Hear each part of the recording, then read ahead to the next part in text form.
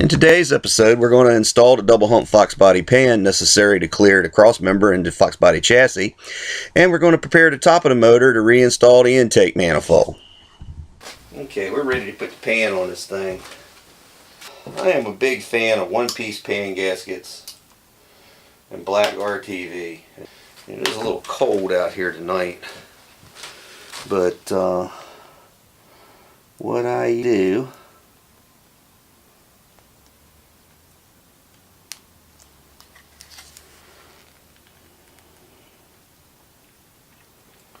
is I go right around each bolt hole.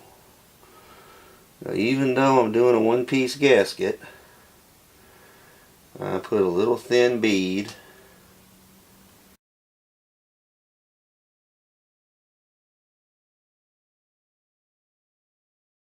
and then I put me a little coating right here where the joint is, and then the same thing, I put a bead around each bolt hole. Shoot right up the middle of the timing cover,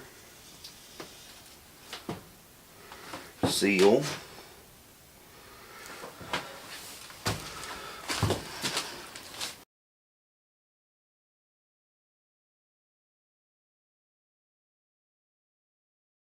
what's cool about this gasket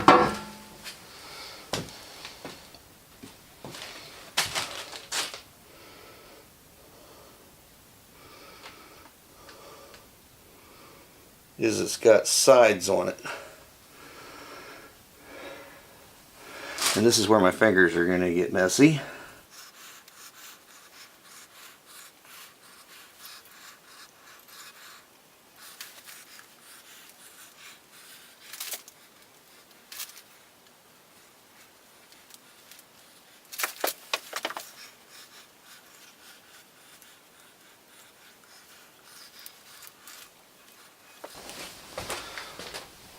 Now, just for good measure, and again with the having been there, done that over the years,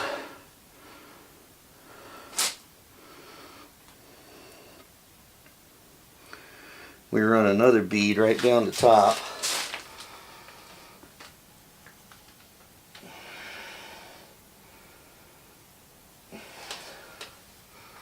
For the front and the rear.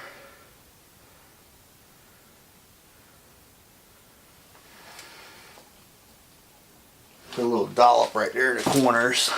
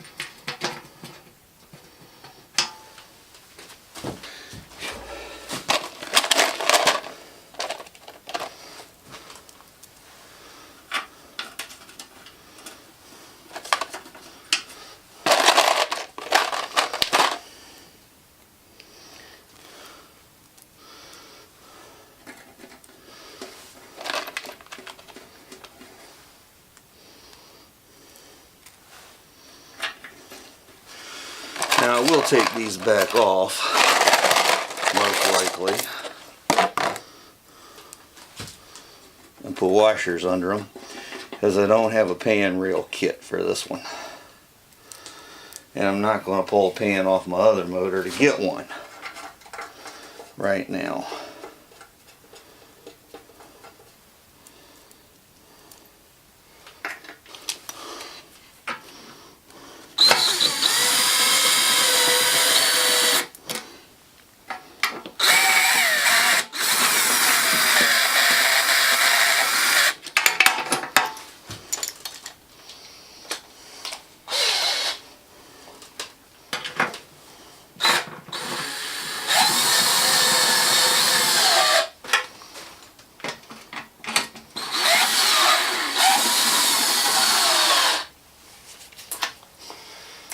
Okay.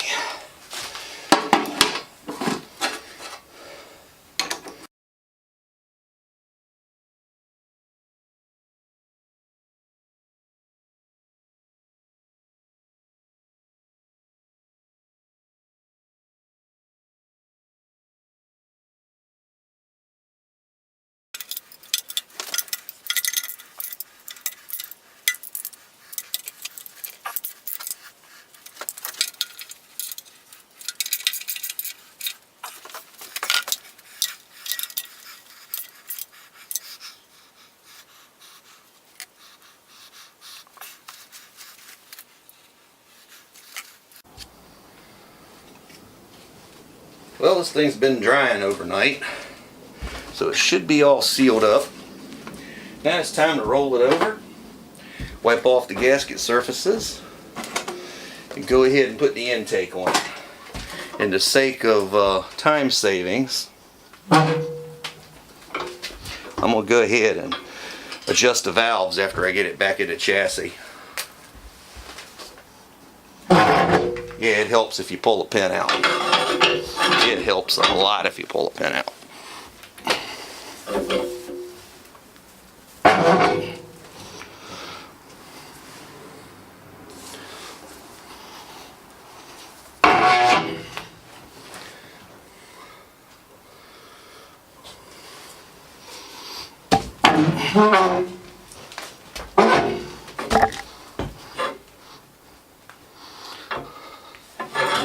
Again, with the non-glamorous parts of the engine building.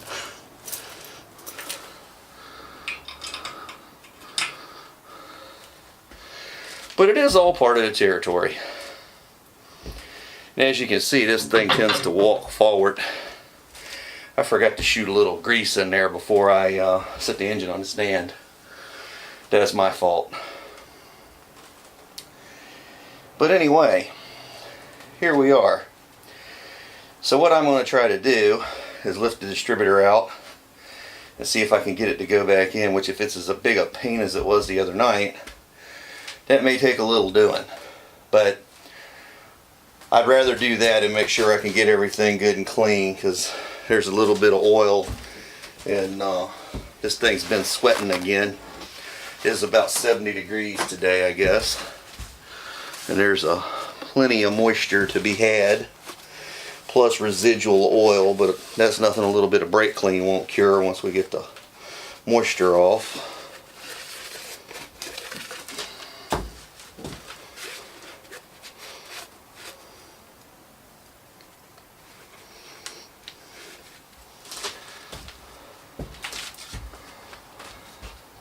Alright, what we got to do now is get all the surfaces clean and dry. There's still a little bit of red goo left from the other RTV, but that's nothing that a little bit of brake clean won't handle.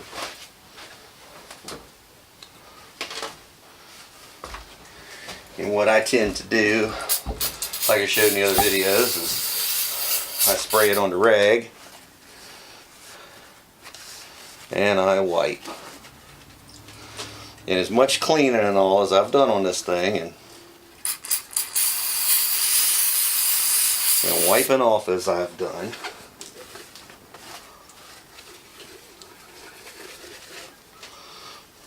you'd be surprised what still comes off. You can never be too clean.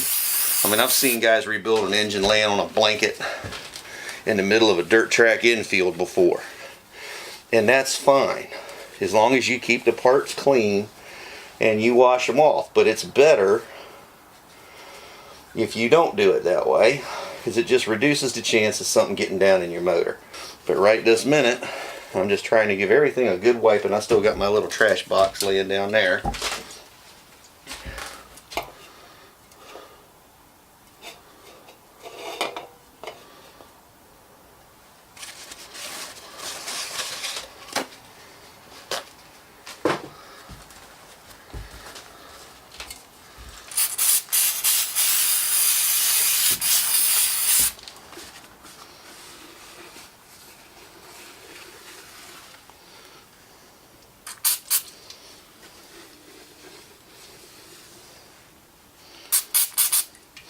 And you're not going to get it perfect.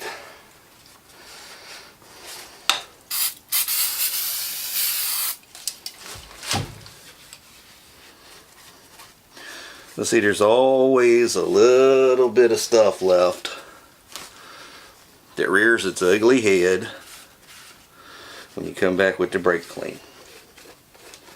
Now this should be okay. Alright. Now, I need to put me a little bit of rag in this distributor hole, like so. And I'm going to take this hold down, and I'm going to put it back there and put this bolt in it. This, amazingly, that's one of those things that tends to disappear while you're working on the engine. It's like, where did it go? Well, we know that it's right there. Alright, let me go over here and see if I got a gasket for this thing. I'm pretty sure that I do. Thanks for watching. Please comment, like, or subscribe below, and stay tuned.